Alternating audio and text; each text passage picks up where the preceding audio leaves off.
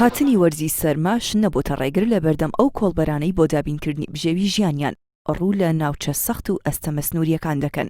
دژواری کەشوهەوا و ڕێگاکان لە چاو تەقە و دەستڕێژی گولەی هێزە سەربازیەکانی ئێران مەترسیان کەمترە لەسەر ژیانی ئەو کۆڵبەرانە.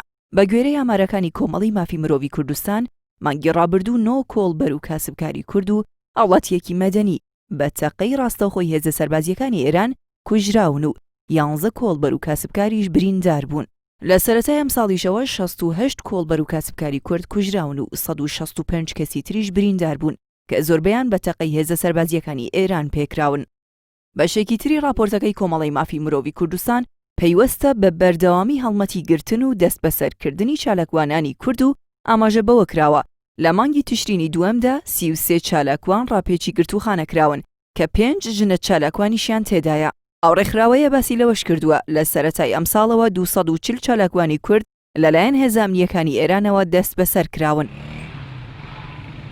سەبارەت بە جێبەجێکردنی سزای لە سێدارەدانیش لە راپۆرتەکەدا هاتووە لە مانگی ڕابردوودا هیچ زانیاریەک لەبارەی جێبەجێکردنی ئەو سزایەیان بەدەست نەگەیشتووە. ئەوەشی خستۆتە ڕوو لە سەرەتای ئەم ساڵەوە 37 کورد لە زیندانەکانی ئێران لە سێدارە دراون. بەڕگەیەکی تری راپۆرتەکەی کۆمەڵی مافی مرۆڤی کوردستان تایبەتە بە خۆکوشتن و لەو ڕوەوە باس لەوە کراوە کە لە مانگی 11دا 8 کاوڵاتی کورد کۆتاییان بە ژیانیان هێناوە کە پێکهاتوون لە 3 پیا و 5 کچی خوار تەمەنی 18 ساڵ. بەم پێیە لە سەرەتای ئەم ساڵەوە 66 کەس کە لە 34 ژن و 32 پیا و پێکهاتوون لە ڕۆژهەڵاتی کوردستان خۆیان کوشتووە.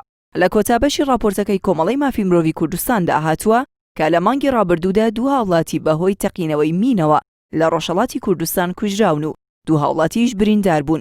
بەمەش لە سەرەتای ئەم ساڵەوە 8 کەس بەهۆی مینەوە لەو بەشەی کوردستان کوژراون و 11 کەسیش بریندار بوون.